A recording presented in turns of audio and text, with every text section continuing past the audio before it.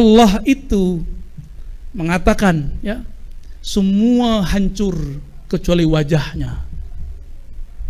Jika dia berbicara dirinya, itu namanya wajhul ahadiyah. Kul huwallahu ahad. Hanya ada dia, kita aja nggak ada. Bapak dianggap nggak ada, Pak. Yang ada sekarang saya lihat perbuatan Allah sedang membuat Bapak ngangguk-ngangguk, bukan Bapak yang ngomong. Kalau saya memandang dengan dia, bukan dia yang ngomong, Pak. Kalau saya memandang ini Allah lah yang berbuat. Tapi kalau saya memandang dengan rububiyah, saya katakan, nama Bapak siapa? Rumian. Bapak Rumian berbicara, bertanya ayat demi ayat, konfirmasi makna demi makna. Itu rububiyah namanya, atau samadiyah kalau di surat Kulhu. Jadi paling gampang, kalau Allah kesendiriannya disebut ahadiyah, Allah ahadnya bersama makhluk disebut samadiyah. Ya, ini yang tidak dipunyai oleh orang yang kesambet iblis. Dia berhenti di ahad, dia nggak teruskan kepada Allahus samad. Maka dia mengatakan dirinya adalah Allah. Jika ini salah, Allah lah yang salah. Ini kemasukan dia. Tolong kasih tahu ke kawan-kawan, Pak, jangan kesambet hakikat iblisiyah. Jadi ada dua cara Allah mengenalkan dirinya, satu ahadiyah, satu samadiyah, atau disebut istilah kerennya sekarang uluhiyah, rububiyah. Tapi itu Allah memandang dirinya sendiri, al-ahad fi ahadiyatihi, ahad dalam esanya. Sedangkan samad, rububiyah itu al-ahad fi khalqiyatihi, fi kasfil kasrah, itu esanya yang terpancar dalam banyaknya makhluknya. Tapi dia tetap esa, ya. Yang banyak kan makhluk, penciptanya tetap satu.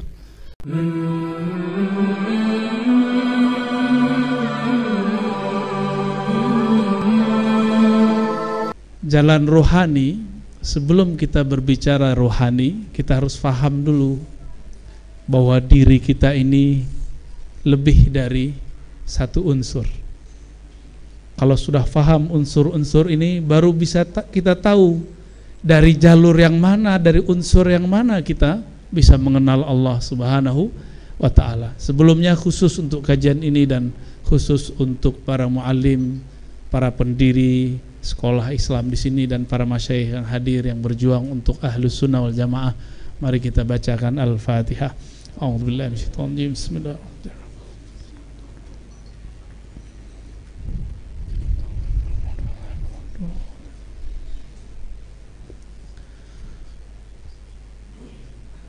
Kalau dulu ulama-ulama kita zaman-zaman dari Aceh, ada Hamzah Fansuri, Syamsuddin Sumatrai, sampai kepada Nuruddin Ar-Raniri, mereka ini beda, tapi sebenarnya sama-sama sufi, sama-sama ahlu sunnah, cuma beda ibarat. Puncaknya adalah Syekh Abdul Rauf As-Singkili. Mereka dulu semuanya belajar di Madinah. Itu kita sebut dengan poros Aceh. Poros Aceh ini ditandai dengan berkembangnya tarekat Syatariyah. Di sini jarang ada, ya, jarang ada. Ada tapi jarang ada. Di Palembang lebih banyak Samaniyah dan juga Naqsyabandiyah. Begitu juga karena banyak zuriat Nabi SAW di sini, ada tarekat Ba'alawiyah. Ya, ini nggak tahu dulu orang Palembang mimpi apa, kok banyak zuriat di sini. Ya, ajib ya, pakai ajib luar biasa. Itu zuriat-zuriat Nabi yang ada di Betawi itu banyak dulu, mampirnya ke sini dulu, baru ke Betawi. Ke sini dulu. Awalnya tentu ke Aceh dulu, ya. Poros Aceh ini kemudian berkembang tarekat Syatariyah. Lalu poros itu tiba-tiba hilang saja dan lanjutan sanadnya masih ada. Itu lanjutan sanadnya, kalau di Jawa ada Syekh Abdul Muhi Pamijahan, kalau di Sumatera Barat ada Syekh Burhanuddin Ulakan. Lalu setelah itu berganti porosnya, poros Palembang, Al-Falibani, ditandai. Jadi generasi setelahnya, bedanya apa? Kalau dulu sufi ahli akidah, ahli kalam. Sekarang poros Palembang ditandai dengan Syekh Muhammad Aqib, ya, Syekh Hasanuddin. Kemudian murid-murid mereka yang bernama, yang paling terkenal Syekh Abdul Somad Al-Falimbani. Jadi itu murid dari Syekh Aqib, ya, Syekh Hasanuddin itu muridnya itu. Ditandai dengan tarekat Samaniyah. Ada plusnya, musnidul hadis, ahli sanad hadis. Ini yang kurang disadari oleh kita sekarang. Bapak kalau cek Syekh Abdul Somad Al-Falimbani dan ke atasnya Syekh Muhammad Aqib, Syekh Hasanuddin, itu digelari oleh Syekh Yasin Al-Fadani dengan Al-Musnid. Apa arti Al-Musnid? Ahli sanad. Jadi dulu ahli hadis satu paket dengan mursyid tarekat. Jadi Syekh Abdul Somad itu mursyid tarekat. Tarekat apa beliau? Samaniyah, Khalwatiyah, Al-Qadiriyah. 3 tarekatnya langsung. Sebenarnya beliau punya tarekat lain, cuma ini yang dimasyhurkannya di negeri kita. Maka yang udah lama juga meninggal, ya, Allah yarham, Syekh Zain Syukri, ya, gurunya Pak Kiai, Pak sahabat. Guru jatuhnya, guru, ya. Beliau adalah salah satu pewarisnya. Nanti ke atasnya ke Syekh Jauhari, terus nyambung. Saya juga dapat sanadnya, cuma dari jalur ahli hadis, ya. Ajib itu. Kita mendapatkan ratib saman dari jalur orang Palembang. Sampai sekarang masih ada nggak ratib saman di sini? Tapi saya nggak tahu masih ada nggak talqin tarekat saman di sini. Kayaknya itu yang nggak ada, ya. Bener. Talqin la ilaha illallah, talqin hu Allah, talqin Allah Allah. Ada nggak di sini? Udah nggak ada. Kalau di Aceh sisa tari doang, tari saman. Lumayan. Yang penting buktinya ada. Oh, berarti dulu ada tarekat saman di Aceh. Ada tarekat Rifaiyah di Aceh. Ada tarekat Syatariyah di Aceh. Di sini seharusnya yang berkembang nanti tarekat Samaniyah berkembang bersama dengan sanad ahli hadis. Seharusnya. Cuma kadang terjadi yang tidak seharusnya. Makanya sahabat saya Syekh Idris kemudian mengambil ilmu lagi ke Yaman, ya, supaya nyambung lagi nanti dengan para sahadah, para ulama-ulama kita. Sahabat-sahabat, teman-teman, hadirin hadirat mekanan Allah, ini refleksi aja biar manas-manasin orang Palembang, ya. Orang Palembang ini Syekh Abdul Somad itu punya murid. Ada 2 sanadnya yang masyhur. Satu anaknya, ya, putrinya, seorang putri. Jadi Syekhah Fatimah binti Abdul Somad Al-Falimbaniyah. Ada jalur yang lebih masyhur lagi, Syekh Nawawi Al-Bantani. Dari sinilah kemudian terselamatkan sanad ulama Palembang. Jadi kita sama orang Banten tuh saudaraan, Pak, jadinya. Ya, kita bersyukur kepada mereka sudah menyelamatkan sanad ulama Sumatera Selatan, Syekh Abdul Somad Al-Albani. Walaupun kuburan beliau kan diperdebatkan, katanya di Thailand, ya. Benar, di Thailand. Sahabat saya bilang kami udah ziarah ke Thailand dan di situ ada dipisah kepala sama badannya. Mirip-mirip dengan Sayyidina Al-Husain. Karena beliau ini saktinya luar biasa. Doa-doanya beliau itu bikin orang kebal. Ditembak sama Belanda tuh nggak ada yang tembus. Wallahu alam, tapi saya percaya, ya, itu karamatul aulia dari dulu. Makanya di Sumatera Barat ada pengembang tarekat Samaniyah namanya Syekh Abdurrahman Kumango. Nama kecilnya Alam Basifat. Berguru kepada Syekh Ahmad Amin Ridwan Al-Madani ke Madinah juga. Tapi itu beberapa generasi di bawah Syekh Abdul Somad Al-Falimbani. Sama, di sana diajarkan orang bersilat. Kalau sekarang sisa silat lidahnya, ya. Untuk apa kita menyebutkan silsilah ini? Orang kalau tahu sejarahnya dia akan semangat menggali masa lalunya. bahwa dulu ada kebangkitan spiritual di negeri ini. Dulu ahli hadis dan mursyid tarekat satu paket. Sekarang ada yang ngaku ahli hadis, ahli sunnah, ya, manhaj sunnah, tapi membatalkan tarekat. Gimana tuh? Tamat Madinah juga, sama dengan Syekh Abdul Samad Al-Falembani, cuma Syekh Abdul Samad lebih lama, beliau lebih dari 15 tahun di sana, ya, di Mekah itu. Jadi beliau kalau dalam silsilah Syekh Yasin disebut Makki Madani, jadi beliau lama di Mekah, lama di Madinah. Sampai-sampai dulu Sultan Palembang bangun rumah orang Palembang di Mekah Madinah. Maka di sana ada satu suku ditulis, suku orang Mekah, Al-Falembani. Ada suku begitu. Tanya aja kalau nggak percaya, ya.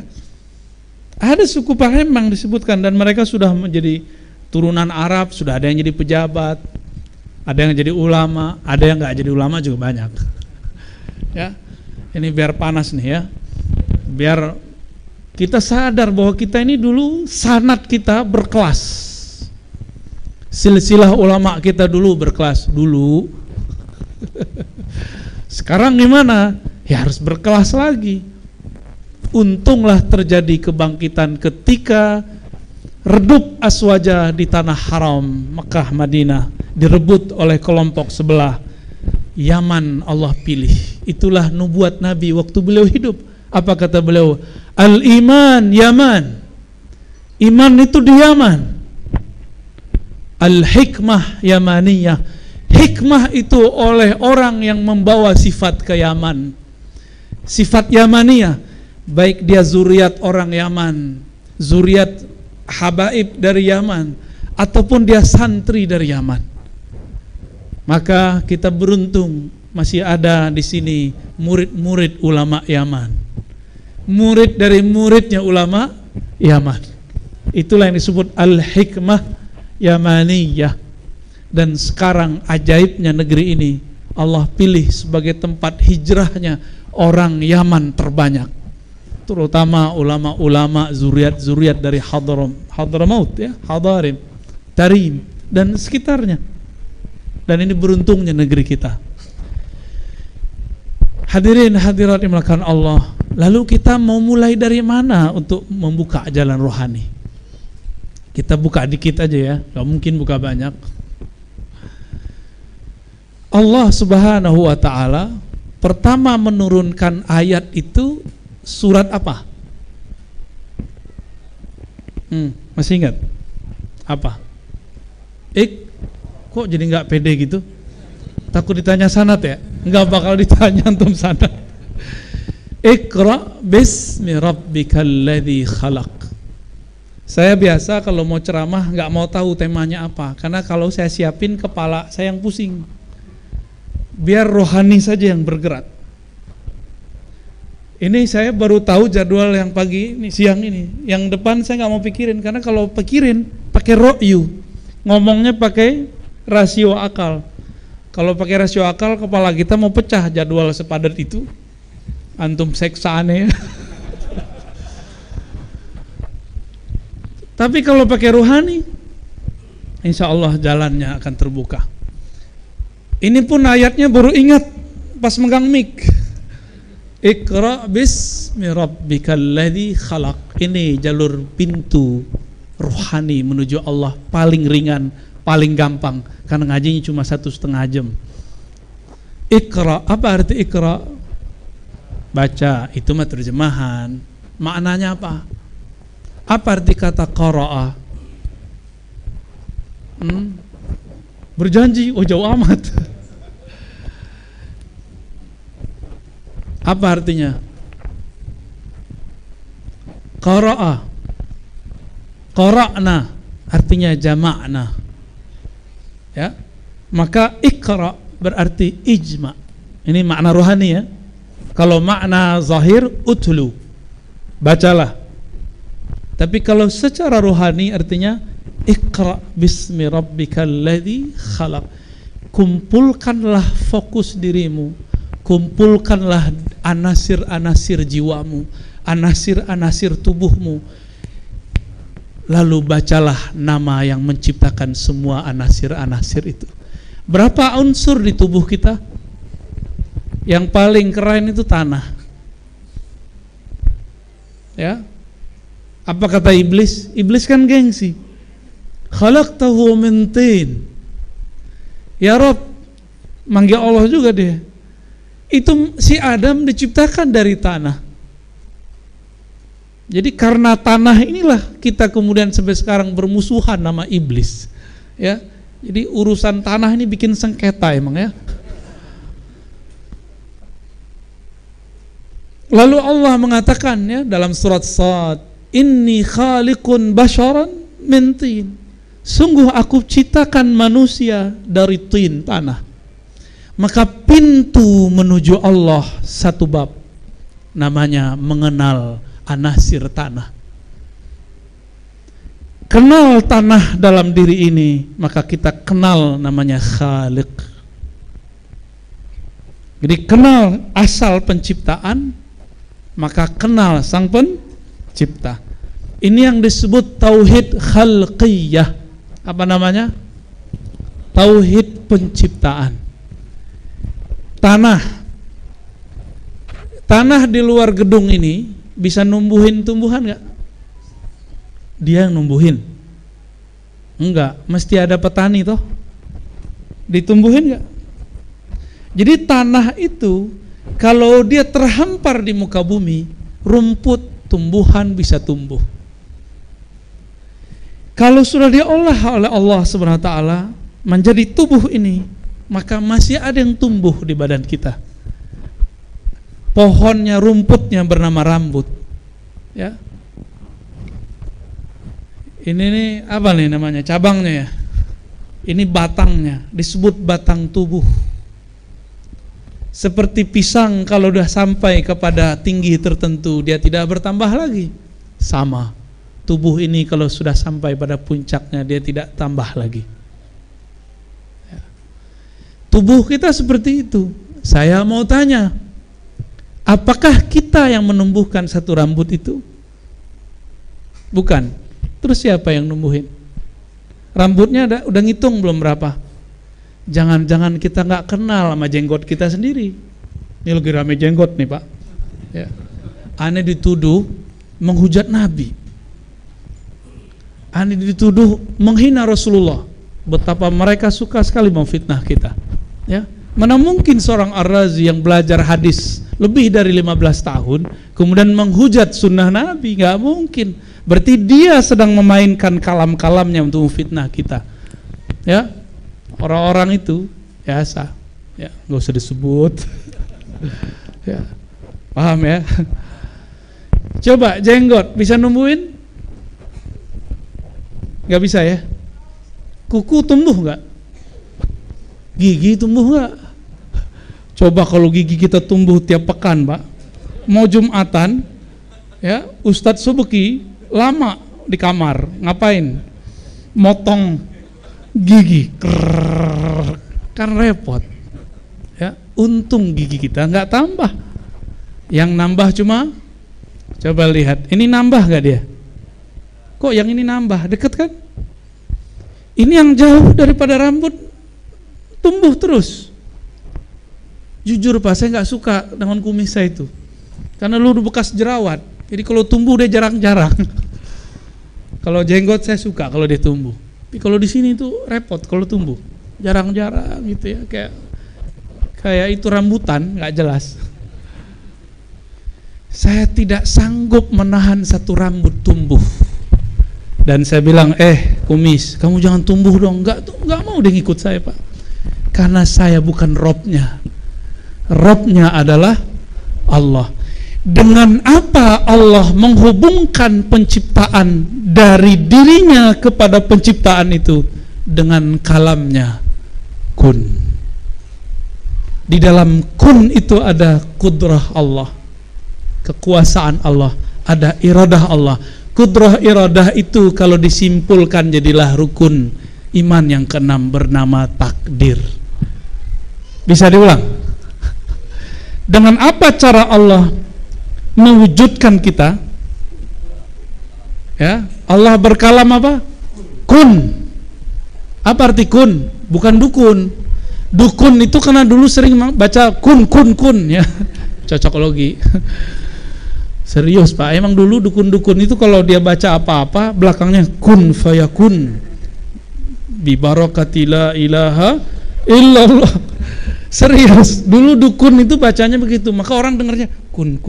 Nah, ini sejarahnya antum nggak tahu, karena sejarahnya nggak ditulis. Maka dulu dukun itu positif, dukun beranak positif nggak? Jangan-jangan Pak Kiai kita produk dari itu, ya benar Pak Kiai, nggak musyrik kan Pak Kiai? Kalau ya ini produk musyrik. Cuma karena kita sudah dijajah oleh Belanda kemudian menjajah cara berpikir orang-orang ahli pengobatan tradisional dituduh klinik, padahal mereka dulu pakai doa ruqyah. Mereka sekarang datang lagi dengan gaya ruqyah baru, dituduhlah para kiai yang berbisik-bisik dalam berdoa syirik. Itu suuzon atau syirik beneran? Dia nggak dengar Pak Kiai baca apa, dia bilang kiai ini pasti syirik. Tuh, suuzon. Jadi manhaj mereka itu namanya manhaj suuzon. Itu yang ngasih nama orang Palembang, guru saya, Said Agil Munawar. Beliau bilang itu mereka tuh Ar-Razi, manhajnya namanya manhaj suuzon. Jadi itu bukan aneh yang ngasih ya. Kalau protes ke beliau aja deh. Pasti sering pulang ke Palembang nggak beliau? Ya, beliau mengumpulkan kembali sanadnya ulama Palembang. Ada banyak puluhan nama beliau ya. Sayang orang Palembang nggak ngambil sanad ke beliau ya. Taib. Jadi apa kalam Allah? Kun.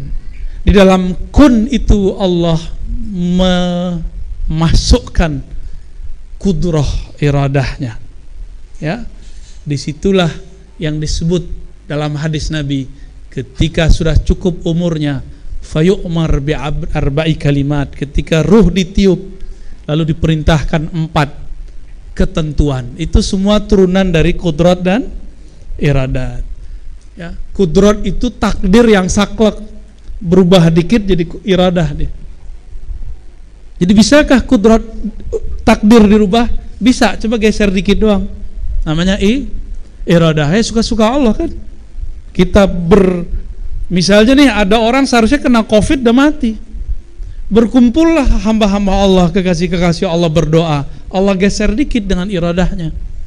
Kan iradahnya pakai kun juga. Idza arada syai'an ayyakula lahu kun fayakun. Dan kun itu bisa direvisi oleh Allah, suka-suka Allah. Dia yang punya iradah, dia yang punya kun. Ya. Dengan kudrah iradah itulah kita bertemu siang hari ini.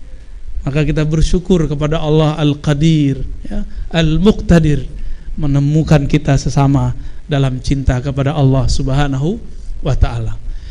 Atas dasar itulah kenapa sholat tidak sah kalau nggak baca Al-Fatihah, karena di situ ada tanda syukur. Ayat kedua, Alhamdulillahi Rabbil, apa maknanya? Terjemah dulu deh. Alhamdulillah apa terjemahannya? Segala puji. Itu udah biasa. Apa makna alhamdulillah? Terima kasih wahai Rob. Apa ti Rob? Yang tadi ngomong kun, nama lainnya Khaliq. Jadi Rob itu artinya apa? Khaliq. Jadi boleh diterjemahkan segala puji, terima kasih ya Allah yang menciptakan alamku. Rabbil alamin. Alamin, alam, mahwal alam, kullu ma siwallah. Alam itu segala sesuatu selain Allah. Tubuh kita bukan Allah kan? Benar. Jadi kalau baca alhamdulillah jangan dibayangkan alam di luar, alam di sini yang dibayangkan. Baru dia bisa bergetar, Pak. Berarti di tubuh kita, di satu tetes darah ini ada cahaya rububiyah Allah. Makanya membunuh satu orang sama dengan membunuh semua orang. Faka'annama qatalan nas jami'a. Seakan-akan membunuh semua orang. Gimana? Udah ketemu belum Allahnya? Seharusnya sudah ketemu, tapi namanya. Ketemu apa? Ketemu namanya. Apa namanya dalam diri kita? Rob. Ya. Tadi tumbuh. Menumbuhkan apa bahasa Arabnya? Menghidupkan deh, menghidupkan apa? Muhyi. Setiap detik ada sel yang mati, mumit. Maka di tubuh ini Allah sibuk sekali mematikan sel, menumbuhkan sel, mematikan sel. Jadi setiap hari ini di tubuh ada kematian dan kehidupan. Jadi tubuh ini adalah namanya. Apa namanya? Al-Muhyi, Al-Mumit. Makanya habis sholat dianjurkan baca La ilaha illallah wahdahu la syarikalah lahul mulku, miliknya lah semua kekuasaan, termasuk kekuasaan terhadap diri sendiri. Walahul hamdu, baginya lah tanda terima kasih, pujian-pujian. Apalagi? Yuhyi wa yumit, yang menghidupkan satu sel di tubuhku, yang menumbuhkan satu rambut di tubuhku, yang mengalirkan satu tetes darah di dalam badanku. Paham? Jadi kalau baca ini jangan ngayal. Baca itu tuh merem matanya, dipandang diri kita, diingat-ingat semuanya. Itu yang bisa bikin bergetar. Kita ini ada orang berbuat baik, maka kita kirim hadiah terus, kirim hadiah terus. Kalau dia lawan jenis, setelah sekian lama kita ketemu, jika umurnya masih memungkinkan, kita akan jatuh cinta kepadanya. Jika dia sesama jenis, kita akan menjadikan dia saudara kita. Kalau umurnya tua, kita anggap dia orang tua kita. Jika dia lebih kecil, kita anggap dia adik atau anak kita. Jika dia bukan saudara, bukan makhluk, bukan kawan, siapakah dia? Dialah pencipta kita. Maka kalau kita nih dapat kiriman terus, diurusin terus. Saya cuma diurusin koper sama kawan, senangnya bukan main, Pak. Dikawal oleh Pak Polisi, senangnya bukan main, maka kita hormat kepada mereka. Itu baru dikawal sejenak. Ini kita dikawal setiap saat oleh Allah Subhanahu wa taala. Kira-kira kalau ketemu dia, antum tersujud kepadanya, tersungkur kepadanya, gak akan kuat menahan. Kalau dia seorang yang kita kenal, engkau. Jika dia seorang kekasih, kita peluk dia. Jika dia anak, kita akan pegang dia erat-erat, kamu anak aku. Itulah kenapa alhamdulillahirabbil alamin, afdalud doa, doa yang paling gagah, doa yang paling tinggi. Nabi kan mengatakan, antara hamba dan Allah terdekatnya kapan? Saat sujud. Sujud itu adalah makna alhamdulillah. Alhamdu, coba dibuka, alif lamnya buka, hamdun. Siapakah yang paling terpuji di alam semesta? Itulah yang bernama Muhammad. Jadi alhamdu itu terpancar pada diri Sayyidina Muhammad sallallahu alaihi wasallam.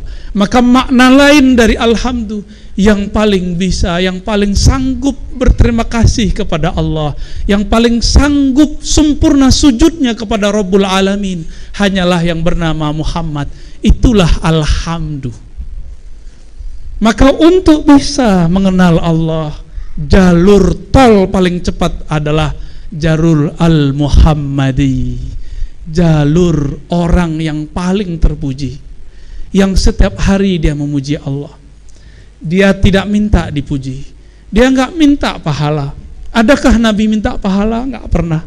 Nabi selalu minta apa yang pantas dilakukan hamba kepada Robnya.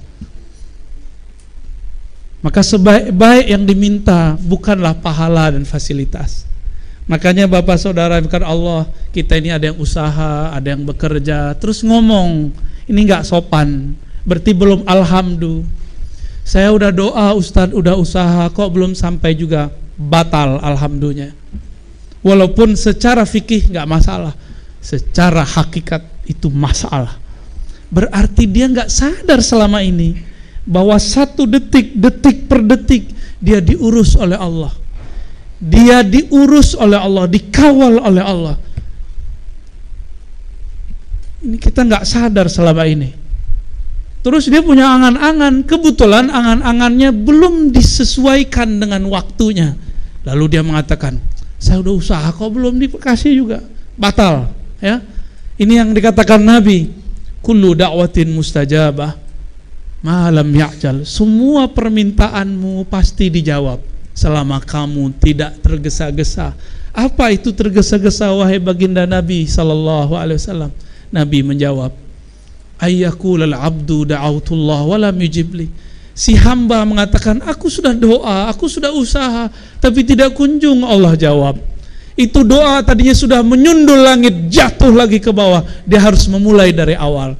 Maka bertobatlah dari doa yang tidak hamdi, doa yang tidak muhammadi, doa yang tidak terpuji. Ya, jangan-jangan kita selama ini su'ul adab kepada Allah Subhanahu wa ta'ala.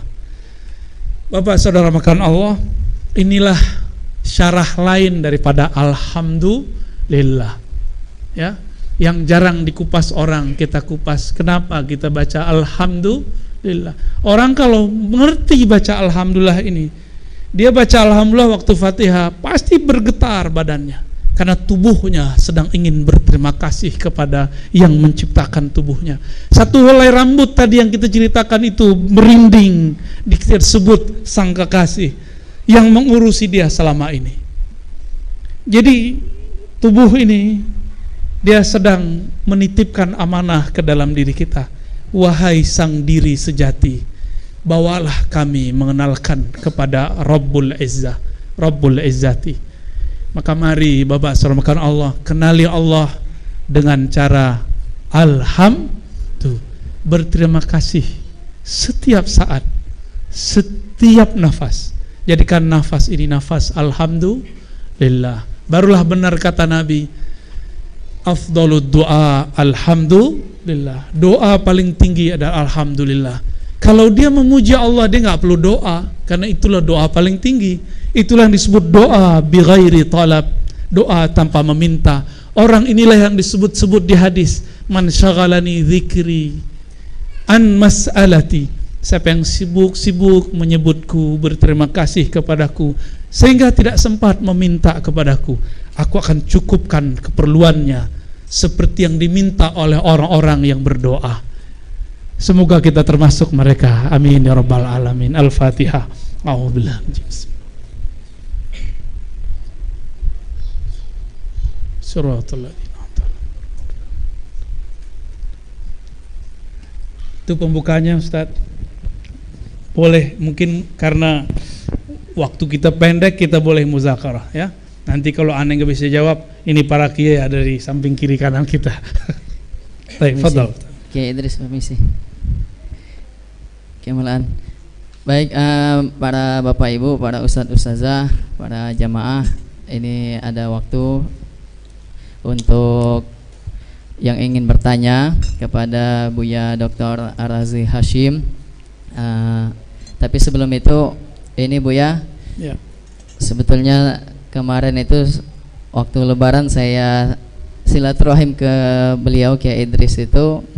Kata beliau nanti kunjungan Buya itu mau ada daurah para ustadz, ustazah, ya, ustadz muda, sehingga untuk membentengi dan juga memberikan pemahaman yang lebih detail soal itu tadi menghadapi kelompok suuzon, ya, karena memang di Palembang ini luar biasa, sampai ada Buya ini hadir juga, ada ustazahnya cerita sama saya.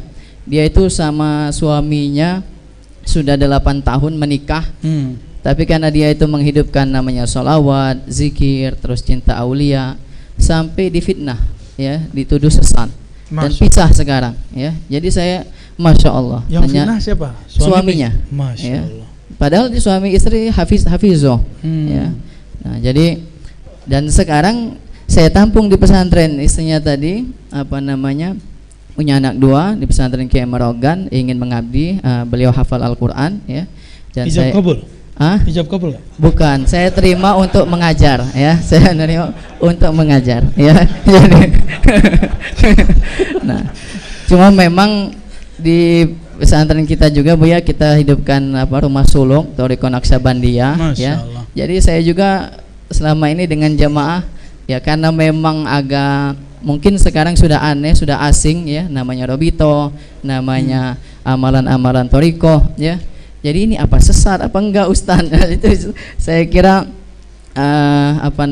perlu nanti Ustaz Idris kalau misalnya ada waktu dengan Buya ya, ustaz-ustaz muda ini dibentengi, diberikan pemahaman yang lebih menyeluruh soal jalan rohani ini ya, karena memang seperti di Palembang ini kata saya, padahal sejarah historisnya Kemalan dari Ustaz Andi Saripudin dulu berkembang biak namanya Toriko ya, dengan syariah ini tidak ada tabrakan, tapi sekarang dengan para ustaz-ustaz juga banyak ya Ustadz, ini ada yang orang ngamalin tarekat tapi nggak sholat, sehingga yang disalahkan tarekatnya itu Bu ya. Nah ini kan kita jadi ini sendiri, sedangkan jamaah hari ini luar biasa, medsos dan lain sebagainya, kita takut Islam ini jadi semakin kalau orang-orang Toriko, orang-orang Sufi ini kan biasanya nggak mau yang vokal kayak Buya ini, yang tampil terus siap berhadap-hadapan ya. Nah ini mungkin sudah waktunya supaya lebih bisa mengklarifikasi. Nah saya kira saya buka kesempatan bagi yang ingin bertanya. Nah ini mungkin satu-satu dulu biar ini kalau ada waktunya bisa di sini. To the point. Bismillahirrahmanirrahim. Assalamualaikum warahmatullahi wabarakatuh. Yang dimuliakan Buya Ar-Razi, untuk mempersingkat saya pendekkan saja, dari uraian Buya ini sangat menarik sekali dan insya Allah bisa dipahami, terutama untuk jalan rohani. Tadi Buya telah menjelaskan di dalam untuk mengetahui memahami jalan rohani kita harus tahu tentang asal usul diri. Di situ Buya sampaikan ada 4 anasir, yaitu tanah, air, angin dan api. Nah barangkali anasir 4 ini masih mungkin sesuai dengan penjelasan Buya, bahwa di dalam diri ini sendiri, diri zahir, diri batin, diri syir maupun diri zat maha suci itu yang semua terkandung di dalam diri ini yang kita sebut manusia ini, yang tadi Buya jelaskan, dia yang menumbuhkan, dia yang memperlihatkan, mungkin dia yang mendengarkan. Pertanyaan saya Buya, bagaimanakah untuk menghubungkan dia tadi di dalam surat Ali Imran ayat 6, wallazi yusawwirukum fil arhami kaifa yasha la ilaha illa huwal azizul hakim. Di situ katanya dialah yang membentuk rupamu di dalam rahim ibumu menurut apa yang dia kehendaki. Tiada Tuhan selain dia yang maha perkasa lagi maha bijak. Kemudian Buya, kami kaitkan lagi, setelah proses ini dalam bentuk segumpal darah, daging, tulang, kulit dan utuh menjadi seorang berjasad ya, yang kita sebut bayi, maka pada masanya, pada waktunya itu kalau kita lihat di dalam Quran surat An-Nahl ayat 78, di sana dijelaskan juga di dalam Al-Quran itu, wallahu akhrajakum min butuni ummahatikum la ta'lamuna syai'a wa ja'alakum, dan seterusnya Bu ya, bahwa di sana dijelaskan bahwa akulah, dialah katanya kan yang mengeluarkan kamu itu dari perut rahim ibumu dalam keadaan kamu tidak mengetahui. Dia yang memberikan pendengaran, dia juga yang memberikan penglihatan, dan dia memberikan hati kepada kamu agar kamu bersyukur. Pertanyaan kami Buya, mohon penjelasan Buya, supaya kita tidak banyak di dalam Al-Quran itu, maksudnya jangan salah paham kami yang memahami, selalu nanti kata-kata di dalam Al-Quran selalu kita isbatkan ke Tuhan Buya, selalu kita mengisbatkan ke Tuhan. Mohon penjelasan Buya, dia di sini, siapakah dia di sini? Nah, itu barangkali hanya pertama pertanyaan yang saya ajukan, mungkin menyusul pertanyaan kedua. Terima kasih. Bapak ini bertanya menanya ini ya. Tapi bagus Pak. Jadi keluar semua perbendaharaannya. Berarti saya yakin di Palembang masih ada orang yang belajar ilmu ini, ya. Selamat Pak ya. Sabar Pak yang lain. Saya tahu Bapak yang lain gak sabar. Tapi saya girang Pak, berarti ilmu ini masih ada. Cuma ilmu ini ada yang disambet sama iblis di tengah jalan, ada yang diselamatkan oleh Nabi Muhammad SAW. Ya. Waktu iblis dulu tidak mau sujud, apa kata iblis? Ya Rabb, aku cukup sujud hanya kepadamu, tidak kepada selainmu. Ya Rabb, aku begini kan engkau juga yang menentukan. Wah, iblis kurang ajar deh, nyalain Allah deh. Ya. Nah, ilmu iblis ini nyambet ilmu hakikat, hati-hati. Maka al-haqiqah itu ada dua, al-haqiqah iblisiyah, ada al-haqiqah al-muhammadiyah. Hati-hati. Ada hakikat iblis, dia berbicara hakikat, hakikatnya benar, tetapi ujungnya adalah dua aja, menganggap dirinya dan Tuhan itu sama, satu. Yang kedua, jika tidak sama, salahkan saja dia. Dua aja. Kalau al-haqiqah al-muhammadi, hakikat Nabi Muhammad, itu hakikat apa?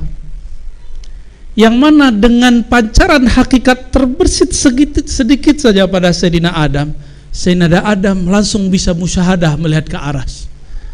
Iblis gak bisa memandang ke aras, Pak. Iblis berhenti pandangnya pada surga. Sedangkan Nabi Adam melihat tembus sampai kepada aras Allah Subhanahu wa taala. Di situ tertulis nama Muhammad Habibullah setelah nama Allah.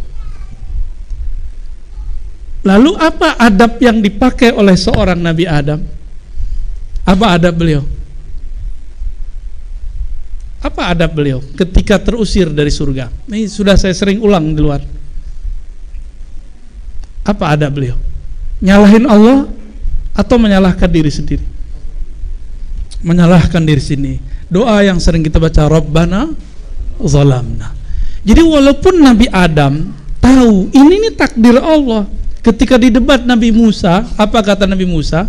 Oh, kamu ya kakek moyang yang bikin kami terusir dari surga. Apa jawaban Nabi Adam? Oh, ini ya Musa yang katanya bisa ngomong-ngomong sama Allah, tapi menyalahkan Adam karena ketentuan yang sudah Allah tentukan sebelum Adam dicipta. Berarti Nabi Adam ngerti nggak siapa dirinya sebenarnya? Ngerti nggak dia mana huwa? Ngerti dia, tapi nggak adab. Kalau dia bilang huwa itu ana, nggak adab, nggak boleh. Kenapa? Allah itu mengatakan ya, semua hancur kecuali wajahnya. Jika dia berbicara dirinya, itu namanya wajhul ahadiyah. Kul huwallahu ahad. Hanya ada dia, kita aja nggak ada. Bapak dianggap nggak ada, Pak. Yang ada sekarang saya lihat perbuatan Allah sedang membuat Bapak ngangguk-ngangguk, bukan Bapak yang ngomong. Kalau saya memandang dengan dia, bukan dia yang ngomong, Pak. Kalau saya memandang ini Allah lah yang berbuat. Tapi kalau saya memandang dengan rububiyah, saya katakan, nama Bapak siapa? Rumian. Bapak Rumian berbicara, bertanya ayat demi ayat, konfirmasi makna demi makna. Itu rububiyah namanya, atau samadiyah kalau di surat Kulhu.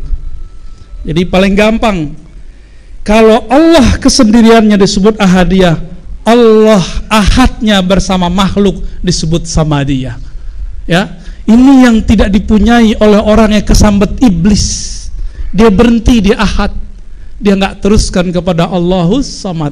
Maka dia mengatakan dirinya adalah Allah. Jika ini salah, Allah lah yang salah. Ini kemasukan dia. Tolong kasih tahu ke kawan-kawan, Pak, jangan kesambet hakikat iblisiyah. Jadi ada dua cara Allah mengenalkan dirinya, satu ahadiyah, satu samadiyah, atau disebut istilah kerennya sekarang uluhiyah, rububiyah. Tapi beda sama yang seberang ya. Uluhiyah itu Allah memandang dirinya sendiri. Al-ahad fi ahadiyatihi, ahad dalam esanya.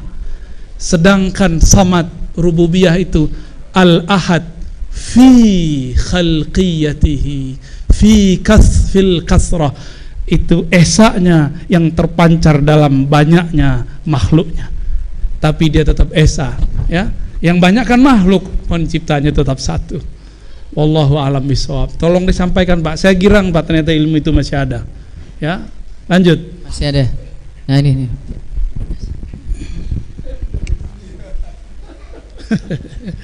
Assalamualaikum Buya. Masya Allah Kiai. Ini bertanya apa menanya nih Kiai? Seperti yang Buya sampaikan, awalu wajibin alal insan ma'rifatul ilah. Sahih. Bistikan, ya, yang bistikan itu yang sering Buya tekankan. Nah, yang kedua, Buya juga sering menyampaikan wa inna fil jasad mudghah ila akhir hadis. Dan dalam potongan hadis itu, apabila mudghah itu ahsan, maka ahsan a'maluhu. Nah, mudghah di sini Buya mengatakan kolbun, lub, dan puncaknya sir nanti. Dan ada juga Buya yang mengartikan di situ nanti kepada ruh Buya. Nah, tolong nanti, karena kata Buya ketika tanah itu tidak subur, maka benih yang akan ditanam, artinya zikir yang kita sampaikan akan menjadi zikir yang ghaflah, bukan zikir yang yaghzah. Jadi mohon penjelasan kolbun di situ, apabila bisakah tidak kita tambahkan dengan ruh, begitu Buya. Baik. Demikian Buya. Assalamualaikum. Assalamualaikum. Ini Kiai ini cuma minta lihat ma'inna kolbi ini. Dulu para imam kita sempat bingung. Imam-imam kita sempat bingung, Pak. Apa beda kolbu dengan ruh? Apa beda ruh dengan nafs? Apa beda nafs dengan akal? Padahal semuanya berbeda. Coba lihat ayatnya. Kullu nafsin dha'iqatul maut. Yang merasakan mati namanya nafs. Atau ayat lain, Allahu, surat Az-Zumar, ya tawaffal anfus. Allah lah yang mewafatkan anfus, jiwa-jiwa. Apalagi ada lagi ayat fa'alhamaha fujuraha wa taqwaha, macam-macam. Allah juga mengatakan afala ta'qilun, apakah kamu tidak berakal? Allah mengatakan yang lain lagi, idza dzukirallah wajilat qulubuhum, disebut nama Allah bergetar. Yang bergetar bukan akal, bukan nafs, tapi yang bergetar kolbu. Berarti ini beda sebenarnya. Terus Allah berfirman lagi lebih dari satu ayat, fa idza sawaituhu, apabila aku telah menyempurnakan tubuh manusia. Apalagi lafaznya, wa nafakhtu fihi min ruhi, maka aku tiupkan kepadanya sebagian dari hembusanku, rohku. Jangan salah paham. Ini banyak yang salah paham, ntar jadi Tuhan dia, ya. Ngaku dia ruhullah, kan gawat. Coba perhatikan, inni khaliqun basyaran min tin, rumusnya gitu.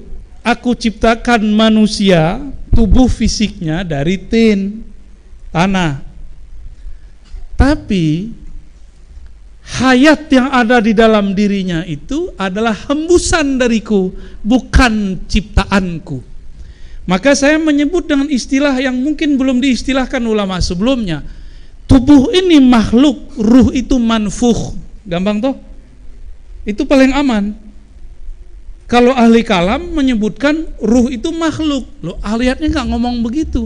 Ayatnya cuma ngomong nafakhtu. Kalau makhluk tin, tanah itu dicipta. Tapi kalau ruh dihembus, apa maksud dihembus? Itulah yang dimaksud dengan min amri Rabbi itu urusan Allah, jangan kita cari-cari maknanya lagi. Udah biarin di situ aja dulu. Cuma nanti ada saatnya ilmu itu dibuka. Hembusan itu maksudnya apa? Ini contoh. Saya kalau menghembuskan sesuatu, diri saya pindah ke dalam enggak? Enggak. Terus kenapa orang ngomong di dalam diriku ada zat Allah? Tuh, hati-hati kan?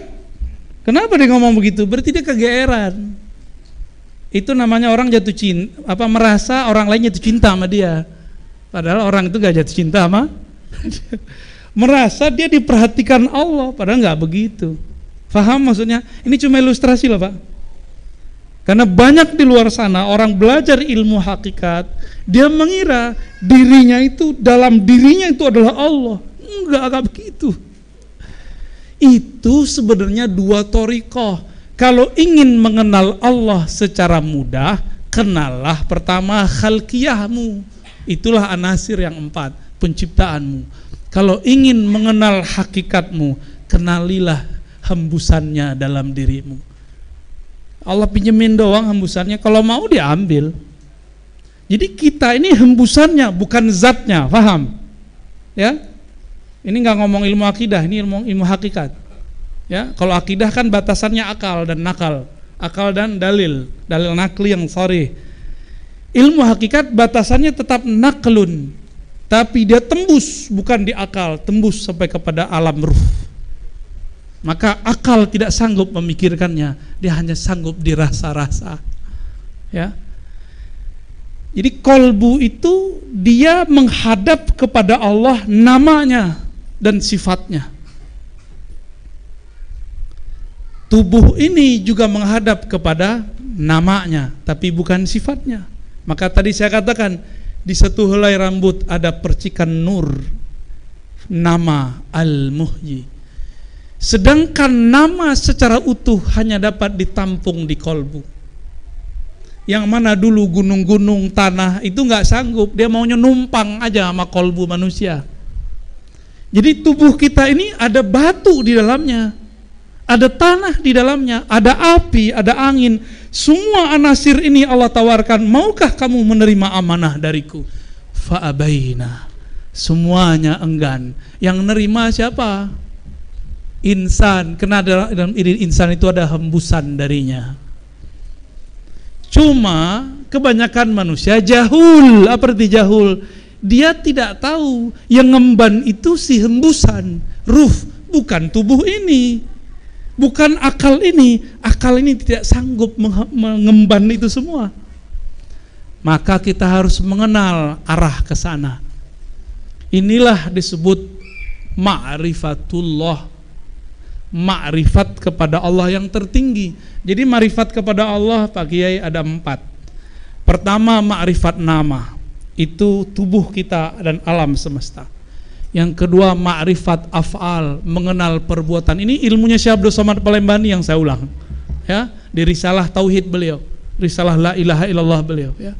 Dulu S2 saya nukil teks beliau dan terjemahannya yang diajarkan oleh ulama Madinah zuriat Nabi As-Sayyid Muhammad ibn Abdul Karim As-Samman Al-Madani.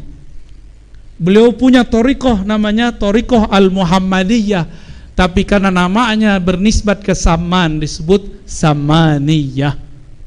Yang ketiga disebut ma'rifatus sifat. Ma'rifatus sifat itu dari kolbu ke lub. Kolbu, fuad, lub, itulah mi'rajnya kolbu. Jadi sebenarnya Nabi sama wali bedanya satu aja. Kalau Nabi ruhnya bermi'raj, tubuhnya pun dibawa, sama sendal-sendalnya dibawa. Kalau wali bermi'raj dari alam zahir masuk ke alam dirinya yang paling batin, yang paling sir. Sampai ke sifat udah wali Pak. Sehingga dia memandang segala sesuatu semuanya adalah percikan dari sifat-sifat Allah. Itulah puncak dari kitab Martabat 7. Ya, At-Tufah Al-Mursalah. Apa kata beliau? Nggak ada di alam semesta ini sesuatu kecuali di situ ada percikan dari wujudnya. Karena kalau ada sesuatu bukan dari wujudnya, bukan dari kunnya, bukan dari hembusannya, berarti ada selain dia pencipta alam. Dan la wahdahu la syarikalah, tiada sekutu baginya. Wah, udah kemana-mana nih Pak. Aneh nahan-nahan di asma, antum bawa-bawa aja ke sana. Tafadhal, masih ada waktu. Masih ada satu lagi, Ustaz. Ya, silakan.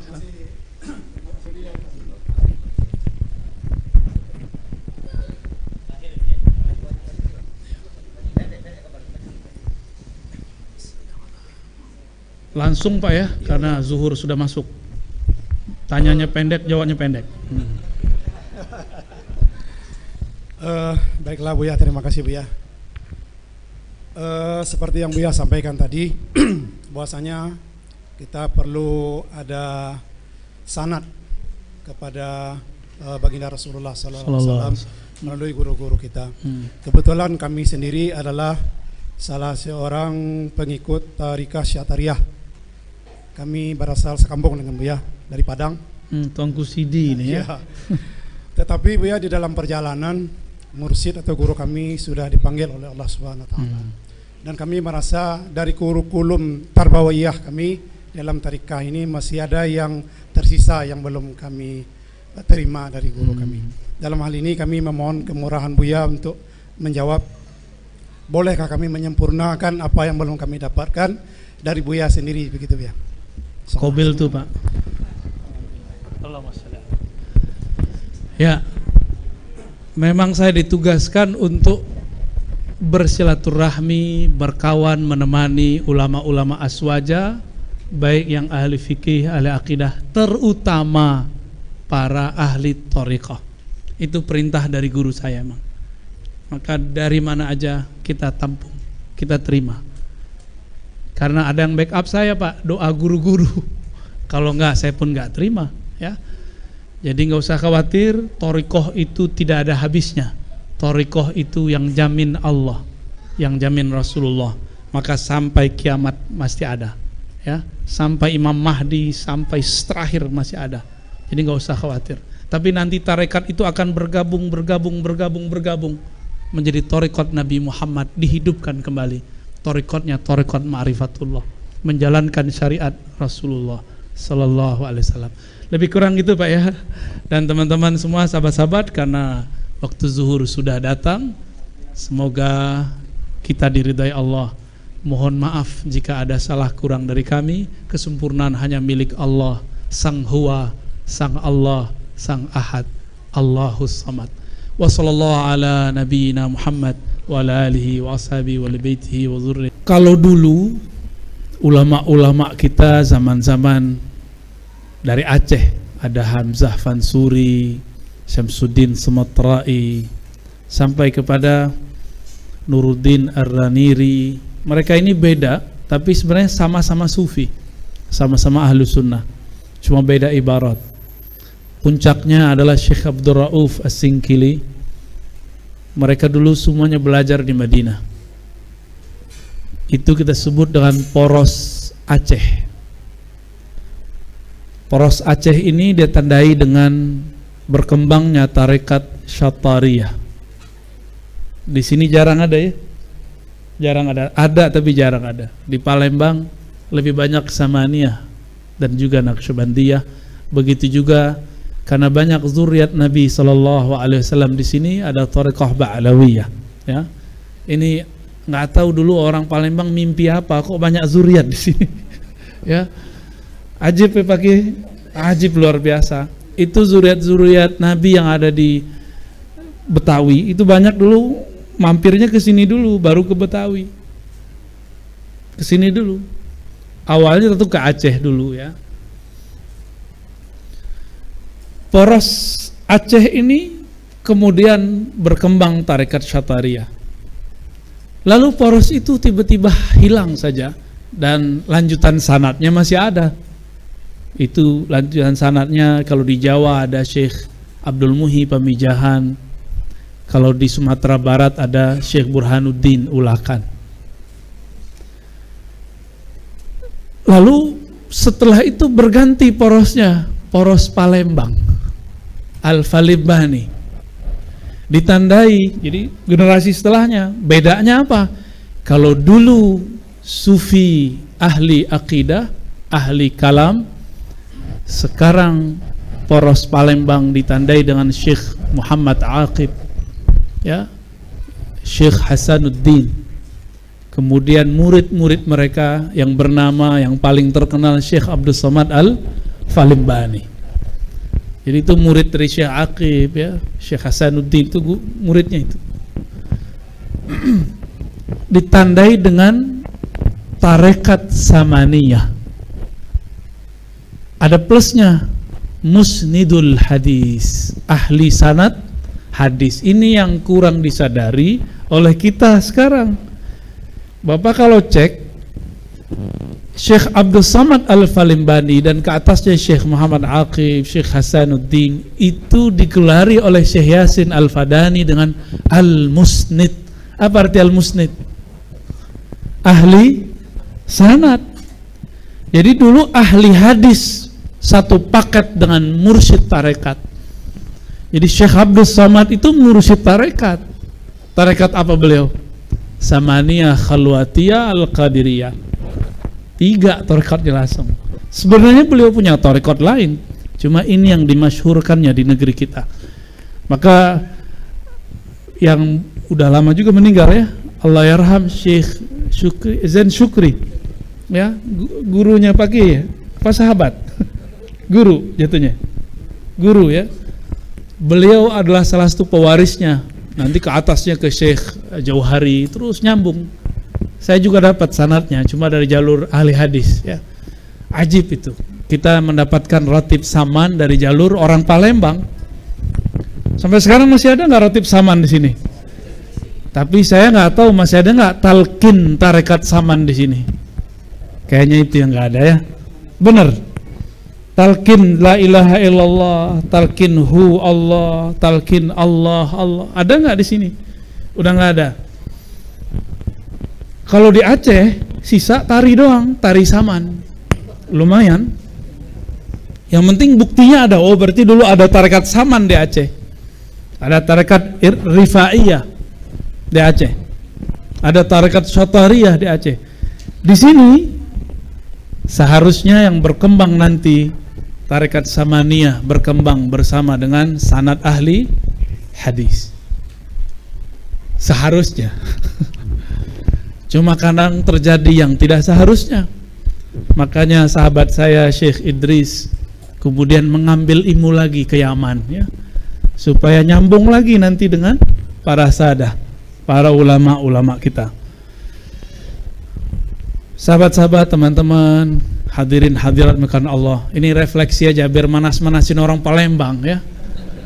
Orang Palembang ini Syekh Abdul Samad itu punya murid. Ada 2 sanadnya yang masyhur, 1 anaknya,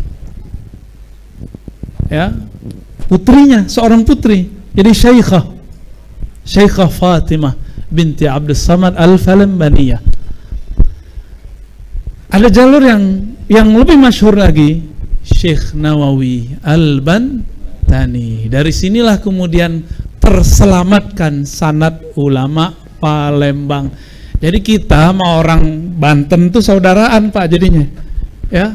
Kita bersyukur kepada mereka sudah menyelamatkan sanad ulama Sumatera Selatan, Syekh Abdul Samad Al-Albani. Walaupun kuburan beliau kan diperdebatkan, katanya di Thailand, ya. Benar, di Thailand. Sahabat saya bilang kami udah ziarah ke Thailand dan di situ ada dipisah kepala sama badannya. Mirip dengan Sayyidina Al-Husain. Karena beliau ini saktinya luar biasa. Doa-doanya beliau itu bikin orang kebal. Ditembak sama Belanda tuh nggak ada yang tembus. Wallahu alam, tapi saya percaya, ya, itu karamatul aulia dari dulu. Makanya di Sumatera Barat ada pengembang tarekat Samaniyah namanya Syekh Abdurrahman Kumango. Nama kecilnya Alam Basifat. Berguru kepada Syekh Ahmad Amin Ridwan Al-Madani ke Madinah juga. Tapi itu beberapa generasi di bawah Syekh Abdul Samad Al-Falimbani. Sama, di sana diajarkan orang bersilat. Kalau sekarang sisa silat lidahnya, ya. Untuk apa kita menyebutkan silsilah ini? Orang kalau tahu sejarahnya dia akan semangat menggali masa lalunya, bahwa dulu ada kebangkitan spiritual di negeri ini. Dulu ahli hadis dan mursyid tarekat satu paket. Sekarang ada yang ngaku ahli hadis, ahli sunnah, ya, manhaj sunnah, tapi membatalkan tarekat. Gimana tuh? Tamat Madinah juga, sama dengan Syekh Abdul Samad Al-Falembani, cuma Syekh Abdul Samad lebih lama, beliau lebih dari 15 tahun di sana, ya, di Mekah itu. Jadi beliau kalau dalam silsilah Syekh Yasin disebut Makki Madani, jadi beliau lama di Mekah, lama di Madinah. Sampai-sampai dulu Sultan Palembang bangun rumah orang Palembang di Mekah Madinah. Maka di sana ada satu suku ditulis, suku orang Mekah, Al-Falembani. Ada suku begitu, tanya aja kalau nggak percaya, ya. Ada suku Palembang disebutkan, dan mereka sudah menjadi turunan Arab, sudah ada yang jadi pejabat, ada yang jadi ulama, ada yang nggak jadi ulama juga banyak. Ya, ini biar panas nih, ya, biar kita sadar bahwa kita ini dulu sanad kita berkelas. Silsilah ulama kita dulu berkelas dulu. Bagaimanakah untuk menghubungkan dia tadi di dalam surat Ali Imran ayat 6, wallazi yusawwirukum fil arhami kaifa yasha la ilaha illa huwal azizul hakim. Di situ katanya dialah yang membentuk rupamu di dalam rahim ibumu menurut apa yang dia kehendaki. Tiada Tuhan selain dia yang maha perkasa lagi maha bijak. Kemudian Buya, kami kaitkan lagi, setelah proses ini dalam bentuk segumpal darah, daging, tulang, kulit, dan utuh menjadi seorang berjasad, ya, yang kita sebut bayi, maka pada masanya, pada waktunya itu kalau kita lihat di dalam Quran surat An-Nahl ayat 78, di sana dijelaskan juga di dalam Al-Quran itu, wallahu akhrajakum min butuni ummahatikum la ta'lamuna syai'a wa ja'alakum, dan seterusnya, Bu, ya, bahwa di sana dijelaskan bahwa akulah, dialah katanya kan yang mengeluarkan kamu itu dari perut rahim ibumu dalam keadaan kamu tidak mengetahui. Dia yang memberikan pendengaran, dia juga yang memberikan penglihatan, dan dia memberikan hati kepada kamu agar kamu bersyukur.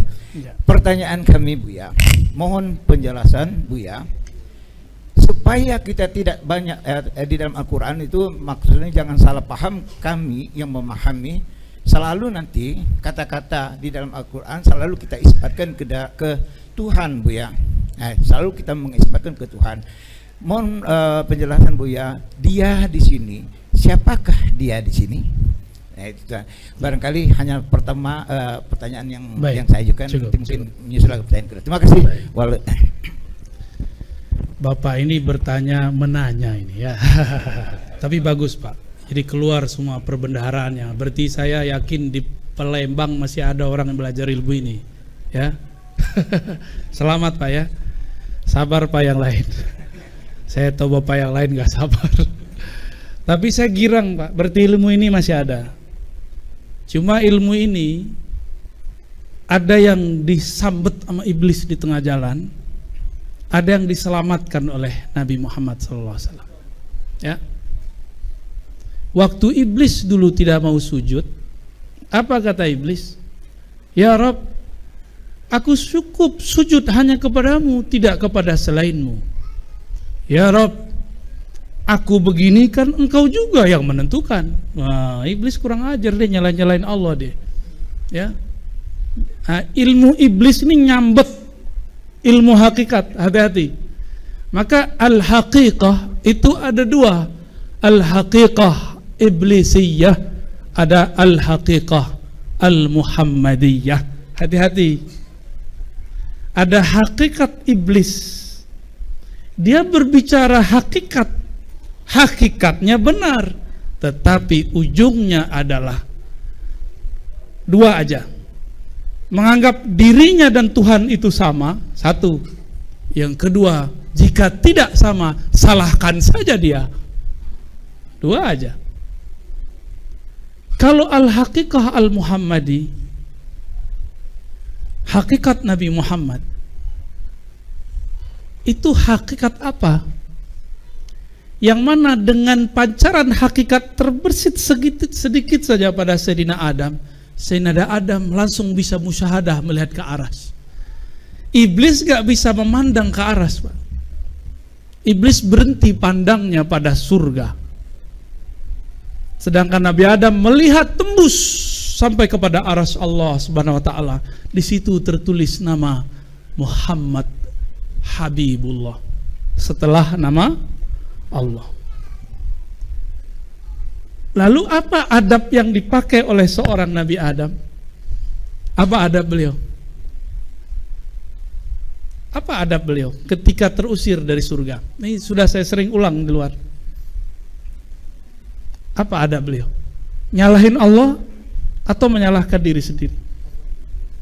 Menyalahkan diri sendiri. Doa yang sering kita baca, Rabbana zalamna.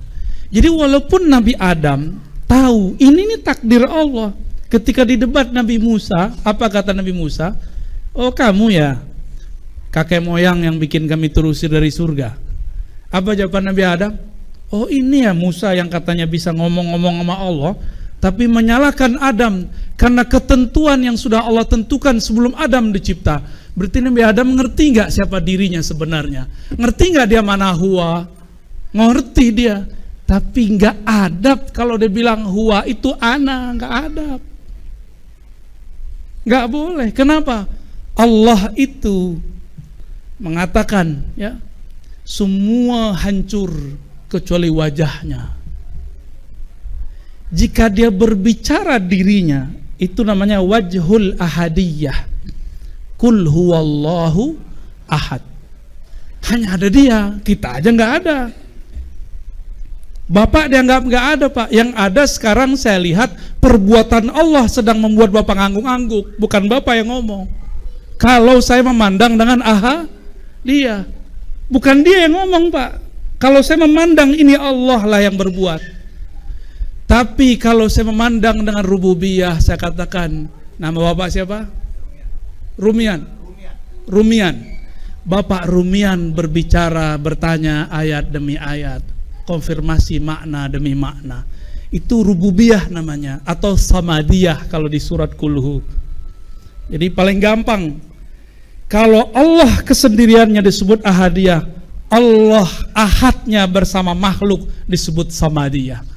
Ya, ini yang tidak dipunyai oleh orang yang kesambet iblis. Dia berhenti di ahad, dia nggak teruskan kepada Allahus Samad. Maka dia mengatakan dirinya adalah Allah. Jika ini salah, Allah lah yang salah. Ini kemasukan dia. Tolong kasih tahu ke kawan-kawan, Pak, jangan kesambet hakikat iblisiyah.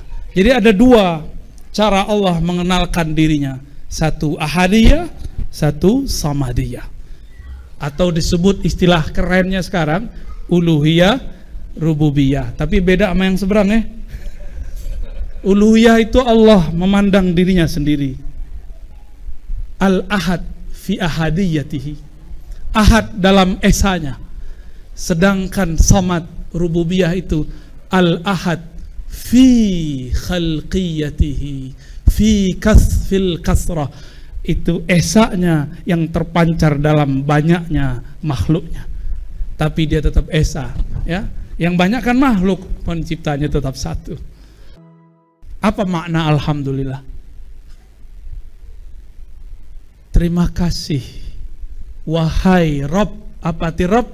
Yang tadi ngomong kun, nama lainnya Khaliq. Jadi Rabb itu artinya apa? Khaliq.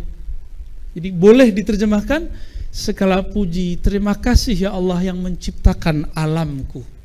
Rabbil alamin. Alamin, alam, mahwal alam kullu ma siwallah. Alam itu segala sesuatu selain Allah. Tubuh kita bukan Allah kan? Benar. Jadi kalau baca alhamdulillah jangan dibayangkan alam di luar, alam di sini yang dibayangkan. Baru dia bisa bergetar, Pak. Berarti di tubuh kita, di satu tetes darah ini ada cahaya rububiyah Allah.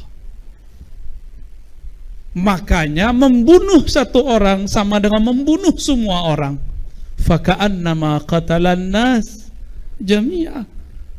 Seakan-akan membunuh semua orang. Gimana? Udah ketemu belum Allahnya? Seharusnya sudah ketemu. Tapi namanya. Ketemu apa? Ketemu namanya. Apa namanya dalam diri kita? Rob. Ya. Tadi tumbuh. Menumbuhkan apa bahasa Arabnya? Menghidupkan deh. Menghidupkan apa? Muhyi. Setiap detik ada sel yang mati.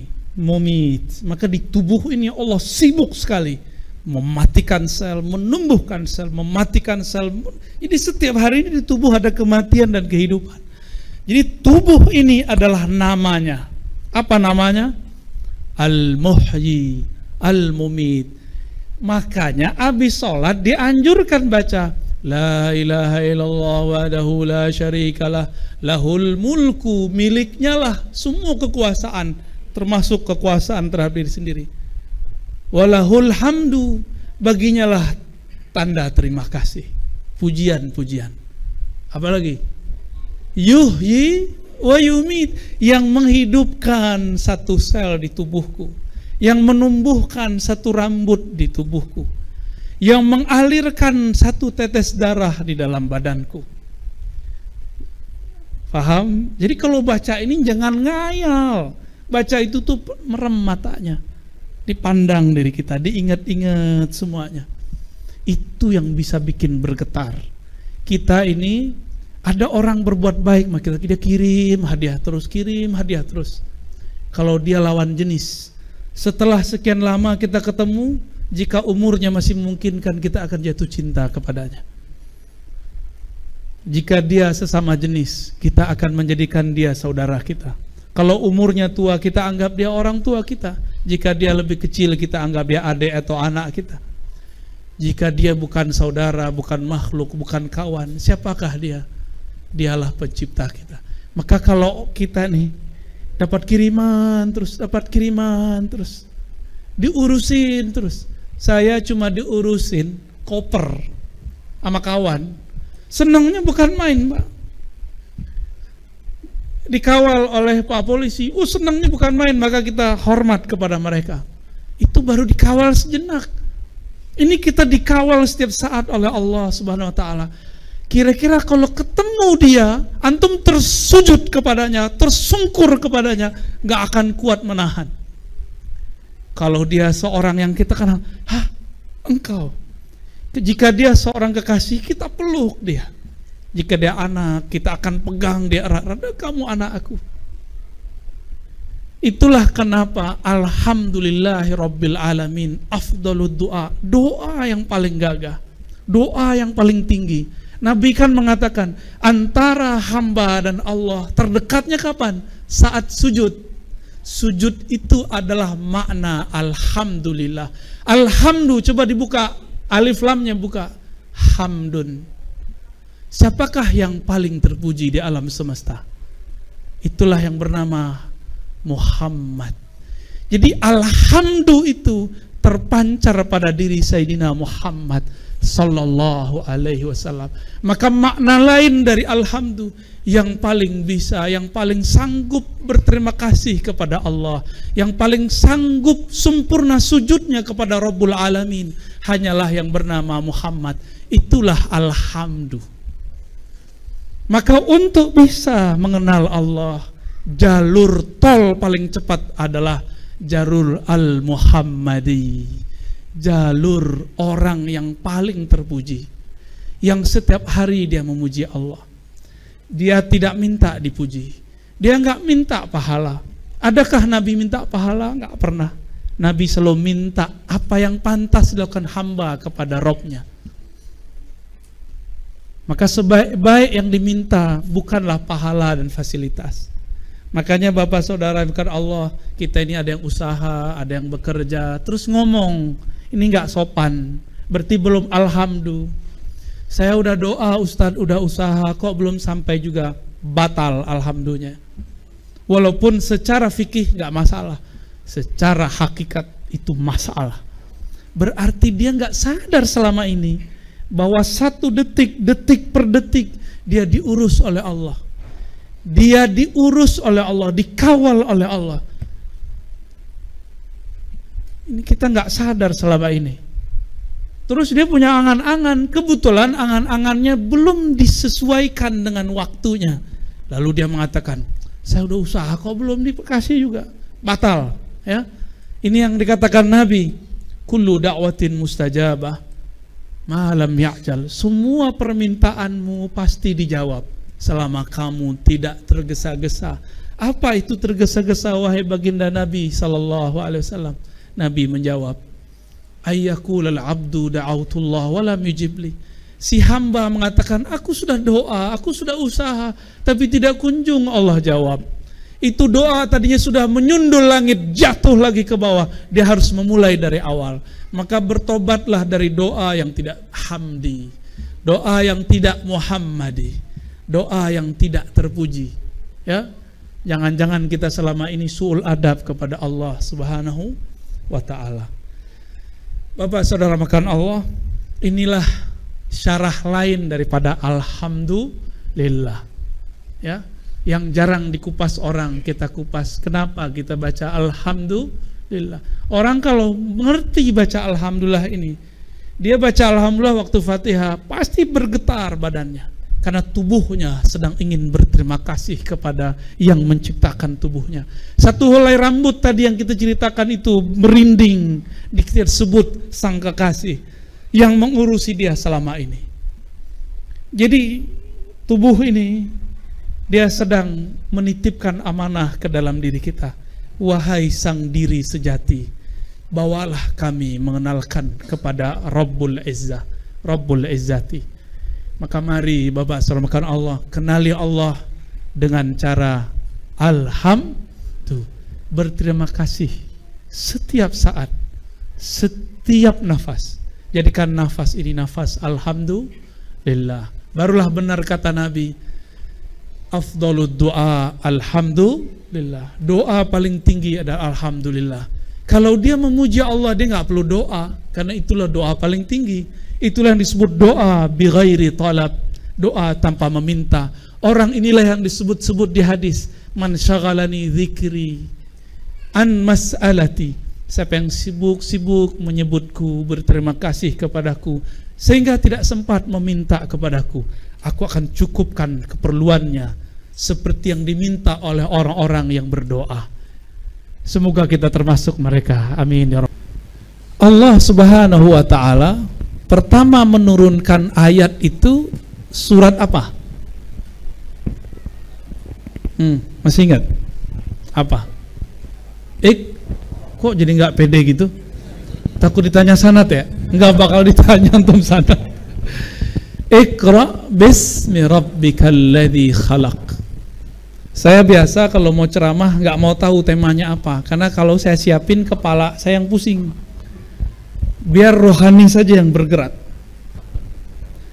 Ini saya baru tahu jadwal yang pagi ini, siang ini. Yang depan saya nggak mau pikirin, karena kalau pikirin pakai ro'yu, ngomongnya pakai rasio akal. Kalau pakai rasio akal, kepala kita mau pecah jadwal sepadat itu. Antum seksa aneh.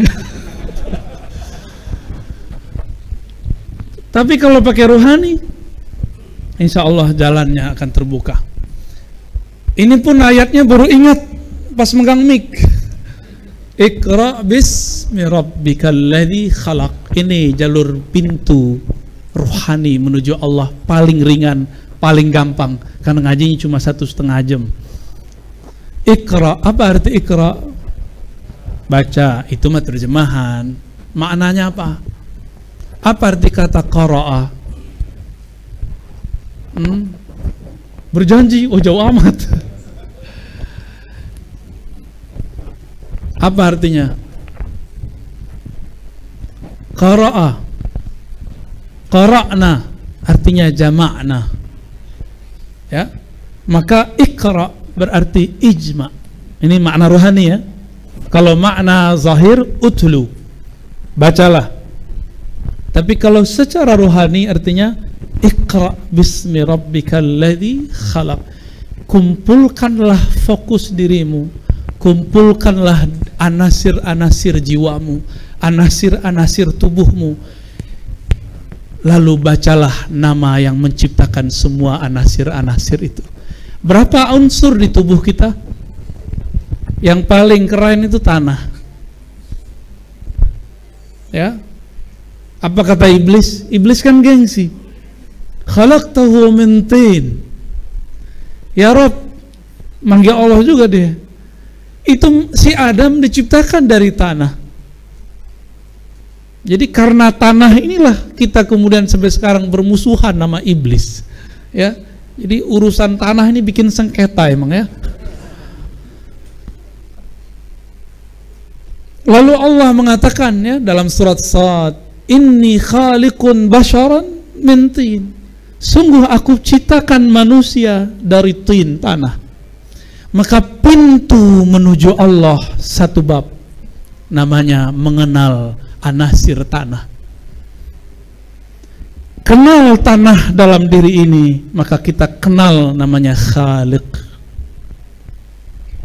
Jadi kenal asal penciptaan, maka kenal sang pencipta. Ini yang disebut tauhid khalqiyah. Apa namanya? Tauhid penciptaan. Tanah di luar gedung ini bisa numbuhin tumbuhan nggak? Dia yang numbuhin? Enggak, mesti ada petani toh. Ditumbuhin nggak? Jadi tanah itu kalau dia terhampar di muka bumi, rumput, tumbuhan bisa tumbuh. Kalau sudah diolah oleh Allah Subhanahu wa taala menjadi tubuh ini, maka masih ada yang tumbuh di badan kita. Pohonnya, rumputnya bernama rambut. Ya. Ini nih apa nih namanya? Cabangnya ya. Ini batangnya, disebut batang tubuh. Seperti pisang kalau sudah sampai kepada tinggi tertentu, dia tidak bertambah lagi. Sama. Tubuh ini kalau sudah sampai pada puncaknya, dia tidak tambah lagi. Ya. Tubuh kita seperti itu. Saya mau tanya, apakah kita yang menumbuhkan satu rambut itu? Bukan. Terus siapa yang numbuhin? Rambutnya udah ngitung belum berapa? Jangan-jangan kita nggak kenal sama jenggot kita sendiri. Ini lagi rame jenggot nih Pak. Ya. Aneh dituduh menghujat Nabi. Aneh dituduh menghina Rasulullah. Betapa mereka suka sekali memfitnah kita. Ya. Mana mungkin seorang Ar-Razi yang belajar hadis lebih dari 15 tahun kemudian menghujat sunnah Nabi? Nggak mungkin. Berarti dia sedang memainkan kalam-kalamnya untuk memfitnah kita. Ya. Orang-orang itu biasa. Ya, nggak usah disebut. Ya. Paham ya? Coba jenggot bisa numbuhin?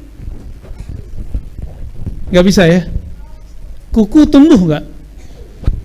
Gigi tumbuh nggak? Coba kalau gigi kita tumbuh tiap pekan Pak, mau Jumatan ya, Ustadz Subeki lama di kamar ngapain? Motong gigi. Kan repot ya. Untung gigi kita nggak tambah, yang nambah cuma, coba lihat ini nambah nggak dia? Kok yang ini nambah? Deket kan? Ini yang jauh daripada rambut tumbuh terus. Jujur Pak, saya nggak suka dengan kumis saya itu, karena lu bekas jerawat. Jadi kalau tumbuh dia jarang-jarang. Kalau jenggot saya suka kalau dia tumbuh. Tapi kalau di sini tuh repot kalau tumbuh, jarang-jarang gitu ya, kayak itu rambutan nggak jelas. Saya tidak sanggup menahan satu rambut tumbuh. Dan saya bilang, kumis, kamu jangan tumbuh dong. Nggak mau dia ngikut saya Pak. Karena saya bukan Robnya. Robnya adalah Allah. Dengan apa Allah menghubungkan penciptaan dari dirinya kepada penciptaan itu? Dengan kalamnya kun. Di dalam kun itu ada kudrah Allah, kekuasaan Allah, ada iradah Allah. Kudrah iradah itu kalau disimpulkan jadilah rukun iman yang keenam bernama takdir. Bisa diulang? Dengan apa cara Allah mewujudkan kita? Ya, Allah berkalam apa? Kun. Apa arti kun? Bukan dukun. Dukun itu karena dulu sering baca kun ya. Cocok logi. Serius Pak, emang dulu dukun-dukun itu kalau dia baca apa-apa belakangnya kun fayakun. Bi barakati la ilaha illallah.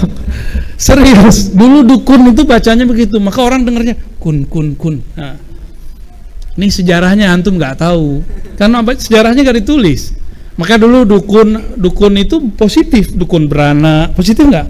Jangan-jangan Pak Kiai kita produk dari itu, ya benar Pak Kiai, nggak musyrik kan Pak Kiai? Kalau ya ini produk musyrik.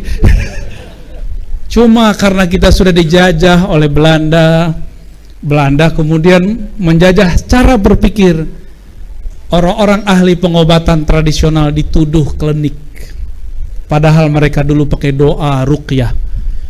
Mereka sekarang datang lagi dengan gaya ruqyah baru, dituduhlah para kiai yang berbisik-bisik dalam berdoa syirik. Itu suuzon atau syirik beneran? Dia nggak dengar Pak Kiai baca apa, dia bilang kiai ini pasti syirik. Suuzon. Jadi manhaj mereka itu namanya manhaj suuzon. Itu yang ngasih nama orang Palembang, guru saya, Said Agil Munawar. Beliau bilang itu mereka tuh Ar-Razi, manhajnya namanya manhaj suuzon. Jadi itu bukan aneh yang ngasih ya. Kalau protes ke beliau aja deh. Pasti sering pulang ke Palembang nggak beliau? Ya, beliau mengumpulkan kembali sanadnya ulama Palembang. Ada banyak puluhan nama beliau ya. Sayang orang Palembang nggak ngambil sanad ke beliau ya. Taib. Jadi apa kalam Allah? Kun. Di dalam kun itu Allah memasukkan kudrah iradahnya. Ya. Disitulah yang disebut dalam hadis Nabi, ketika sudah cukup umurnya, fayu'mar bi arba'i kalimat, ketika ruh ditiup lalu diperintahkan 4 ketentuan. Itu semua turunan dari kudrat dan iradat. Ya, kudrat itu takdir yang saklek, berubah dikit jadi iradah dia. Jadi bisakah kudrat takdir dirubah? Bisa, coba geser dikit doang.